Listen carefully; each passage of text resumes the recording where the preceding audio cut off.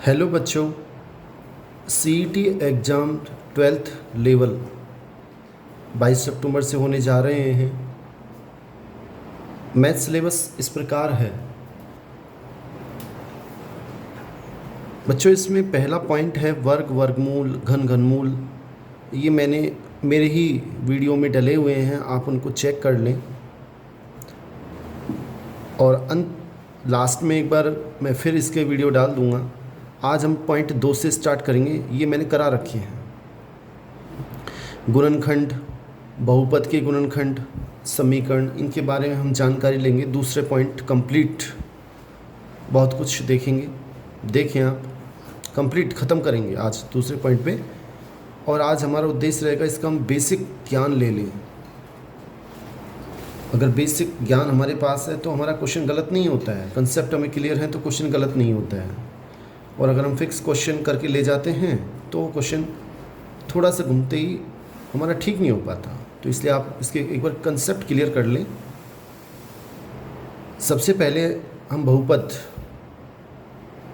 होता क्या है, उसके गुणनखंड निकालने हैं। तो पहले बहुपद होता क्या है, किसे कहते हैं, उसकी सामान्य जानकारी लें। क्वेश्चन इस पे आता है, बनता है, पूछ लेते हैं। इस रूप का ये जो व्यंजक है वो बहुपद कहलाता है। लेकिन इसमें शर्त ये है, ये आपके ध्यान रखने वाली बात है कि चर की घात पूर्ण संख्या हो। पूर्ण संख्या क्या होती हैं? 0, 1, 2, 3, 4, 5, 6, ये सब पूर्ण संख्या हैं। इनके बीच में अगर ढाई है तो वो पूर्ण संख्या नहीं है। 0, 1 ये जो दिख रही हैं यही पूर्ण संख्या हैं अनंत तक। क्वेश्चन देखिए आप नोट डाल के, इसमें मैंने लिखा है फर्स्ट नंबर ये और ये 3 दे रखे हैं। 2x² + 3x + 1, 4x + 3, x²। ये तीनों बहुपद हैं, ये तीनों व्यंजक बहुपद हैं। क्योंकि इसमें चर x है और उसकी घात इसमें 2 है, इसमें 1 है, इसमें अधिकतम 2 है, इसमें 1 है। कहीं भी चर की घात माइनस में या भिन्न में अगर आपको दिखाई देती है, आप तो बस इतना ध्यान रखें, भिन्न में या फिर माइनस में, तो वो बहुपद नहीं होगा। परंतु जैसे ये बहुपद नहीं है क्योंकि इसमें x की घात क्या है, 1/2, ये भिन्न में है।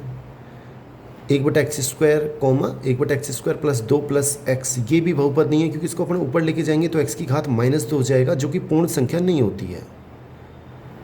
आपको बस चर की घात माइनस और भिन्न इनमें दिखती है तो बहुपद नहीं है, और पूर्ण संख्या की घात तो बहुपद है। सबसे पहले आप ये समझ लें।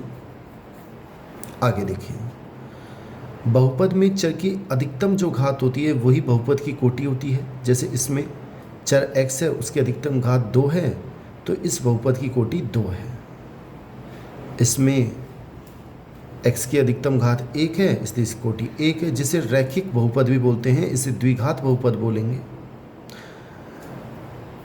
बहुपद ये और हैं, ये त्रिपदीय हैं क्योंकि इसमें 3 पद हैं। ये कोटि के आधार पर है, 2 कोटि का, 1 कोटि का, ये पद के आधार पर विभाजन है कि इसमें 3 पद हैं, त्रिपदीय। ये 2 पदीय, इसमें 1 ही पद है, इसलिए 1 पदीय बहुपद कहलाता है। ये बहुपद की सामान्य जानकारी हमारा इसी में ही है कि बहुपद के गुणनखंड कैसे निकालते हैं, समीकरण के गुणनखंड कैसे निकालते हैं, द्विघात समीकरण के गुणनखंड कैसे निकालते हैं दूसरे पॉइंट में, तो उसे भी चेक कर लें आप। ये द्विघात समीकरण का हल कैसे निकालना है, बड़ा ट्रिक से है, ध्यान से देखें। जैसे द्विघात समीकरण है x² - 7x + 12 = 0, इसके हमें गुणनखंड निकालने हैं। तो आपको क्या करना है, एक तो गुणा करने पर क्या आना चाहिए, जो x² के साथ है 1 और लास्ट में क्या है +12, इनको गुणा करें तो 12 × 12 आने चाहिए। और ये चिन्ह है प्लस का, तो जोड़ने पर आने चाहिए जो x के साथ है -7। फिर सुने, गुणा करने पर आनी चाहिए 12 और जोड़ने पर आनी चाहिए -7। आपको क्या करना है बच्चों, 2 संख्याएं ढूंढनी है। पहले अपने दिमाग में लेके आनी है कि गुणा करने पर तो 12 आ जाए, तो 4 और 3, चिन्ह का निर्धारण बाद में कर लेंगे। 4 और 3 2 संख्याएं हैं, 4 और 3। ये चिन्ह हमेशा बड़ी संख्या का होगा माइनस, इसलिए 4 बड़ी है तो इसमें 4 माइनस का हो गया। और जोड़ने पर हो तो दोनों के चिन्ह समान होंगे, ये माइनस का तो ये भी माइनस का, तो ये दोनों संख्याएं होंगी। और इसका हल क्या हो जाएगा, इनका चिन्ह बदल दें 4,3। ये बड़ा शॉर्ट तरीका है इनका आंसर निकालने का। फिर देख लें एक बार, हमें क्वेश्चन अब की बार ये दिया है और हमसे पूछा है कि इसके गुणनखंड ज्ञात कीजिए। कैसे करेंगे, पहले गुणा करने पर क्या आना चाहिए, एक्स स्क्वायर के साथ 1 लास्ट में -5, तो गुणा करने पर 1 गुणा -5 यानी कि -5। और घटाने पर क्या आना चाहिए, एक्स के साथ है प्लस के 4, ये चिन्ह माइनस का है तो आप लिखेंगे घटाने पर क्या आनी चाहिए, एक्स के साथ प्लस के 4। तो क्या आएगा, दो संख्याएं क्या होंगी, 5 और 1 गुणा करेंगे तो 5 एकम 5। बड़ी संख्या का चिन्ह क्या होगा, ये वाला नीचे वाला, बड़ी संख्या का चिन्ह प्लस हो जाएगा। और छोटी संख्या का चिन्ह घटाने पर लिख रहा है तो इनके चिन्ह अलग अलग होंगे, ये प्लस तो ये माइनस, तो ये माइनस का 1। तो आंसर क्या हो जाएगा, -5 प्लस का 1। ये हमारे आंसर है। अगला देखें, एक्स स्क्वायर के साथ 1 लास्ट में माइनस, गुणा करने पर आनी चाहिए -10, माइनस चिन्ह है तो घटाने पर आनी चाहिए एक्स के साथ -3। दो संख्या ढूंढने की गुणा करने पर 10 आ जाए तो 5 और 2, ये चिन्ह बड़ी संख्या का तो -5 हो गए। घटाने पर लिख रहा है तो अगली संख्या का चिन्ह अलग अलग होगा, घटाने पर चिन्ह अलग अलग, जोड़ने पर एक जैसे, तो ये माइनस है तो ये प्लस का होगा। आंसर क्या होगा, इनके चिन्ह बदलने हैं, -5 तो प्लस के 5, प्लस के 2 तो माइनस के 2। ये आगे देखें और देख लें आप बच्चों। नेक्स्ट क्वेश्चन देखें, एक्स स्क्वायर के साथ 2 है, लास्ट में 3 है, तो गुणा करने पर 2 तिया 6 आने चाहिए और प्लस चिन्ह है तो जोड़ने पर आने चाहिए एक्स के साथ -7। दो संख्याएं क्या होंगी, जिनको गुणा करें तो 6 आए और जोड़ें तो 7 आए, तो 6 एकम 6। चिन्ह कैसे होगा, ये चिन्ह माइनस का है तो बड़ी संख्या का चिन्ह माइनस का, और जोड़ने पर लिखा है तो दोनों के चिन्ह समान, ये माइनस तो ये भी माइनस। आंसर क्या होगा, इनके चिन्ह बदल दें, प्लस के 6 प्लस का 1 और इसमें 2 का भाग देना पड़ेगा क्योंकि एक्स स्क्वायर के साथ इसमें 2 है, औरों में 1 था, तो 6/2 1/2, आंसर हो गया 3,1/2। एक और देख लें, 2x² प्लस x माइनस 1 बराबर 0। गुणा करने पर क्या आनी चाहिए, -6 × 2 यानी कि -12। घटाने पर आनी चाहिए x के साथ प्लस का 1। दो संख्याएं बताएं, गुणा करने पर 12 आ जाएं, घटाने पर 1 आए, तो 4 तिया 12। चिन्ह ये प्लस का है तो बड़ी संख्या प्लस का, घटाने पर है तो दोनों के चिन्ह अलग अलग होंगे तो छोटी संख्या का चिन्ह माइनस होगा। आंसर क्या होगा, -4 और प्लस के 3, भाग देना पड़ेगा 2 का, यानी कि -2, 3/2। तो ये हमारा आंसर है। ये द्विघात समीकरणों के हमने हल देखे। नेक्स्ट देखें बच्चों, एक पॉइंट है, टॉपिक है रैखिक समीकरण, दो चर वाले रैखिक समीकरण जिसमें 2 चर हैं, उनका हल कैसे निकाला जाता है आप देख लें। जैसे ये एक समीकरण है, ये दूसरी समीकरण है। 2 चर वाले रैखिक समीकरण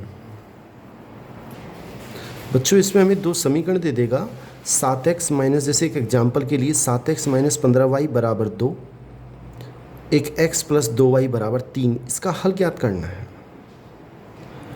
इसका हल कैसे ज्ञात करेंगे, पहले आप x बराबर निकालें, y बराबर लिख दें, बहुत आसान है, फिर बटा लिख दें।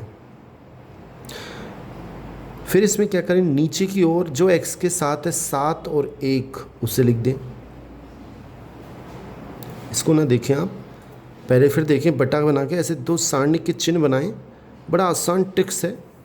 7x के साथ 7, x के साथ 1, इसमें x y के साथ -15, y के साथ 2, ऐसे लिख दें नीचे, दोनों में सेम। अब ऊपर इसमें क्या लिखना है, अगर x का मान निकाल रहे हैं तो आप x वाले हटा दें 7 और 1 को, ये एज इट इज़ रहने दें ऊपर भी, और इसके स्थान पे आप जो लास्ट में कांस्टेंट राशि है 2 और 3 उसको लिख दें। दोनों बराबर के उधर ही होनी चाहिए। अब गुणा करें, 2 को इससे गुणा करेंगे, 2 दूना 4, और इसको जब गुणा करें तो आप चिन्ह का परिवर्तन कर दें, 15 तिया 45, माइनस के आएंगे, आप प्लस के लिखते हैं। 2 सत्ता 14, इसको जब इससे गुणा करेंगे तो माइनस के 15 आएंगे, आप प्लस के 15 लिख दें। चिन्ह बदलना है जब यू करते हैं। तो आंसर आ गया इसका 49/29। y का मान निकालना, देखें नीचे सेम आएगा, बस अब y का निकाल रहे हैं तो y के स्थान पे जो ये y वाला है -15 और 2, इनको हम नहीं लिखेंगे, 7 और 1 तो लिख देंगे ऊपर, इनके स्थान पे 2 और 3 लिखेंगे। अब गुणा करेंगे, 7 या 21, 2 एकम 2, माइनस के 2 सत्ता 14, ये प्लस के 15, आंसर आ गया 19/29। बहुत बहुत धन्यवाद बच्चों। चैनल को लाइक करें, शेयर करें, कमेंट करें, और आपको जो भी मैंने बताया उसे ध्यान से देखें, आप समझने का प्रयास करें। कंसेप्ट अगर हम सीख गए तो मैं कहता हूँ कि कोई भी क्वेश्चन आपका गलत नहीं होगा। और मैं जो आने वाले अब तक आ चुके हैं सारे क्वेश्चन आपको हल करा दूँगा, मैं बस एक बार इन्हें कंसेप्ट फटाफट करा दूँ। थैंक्स।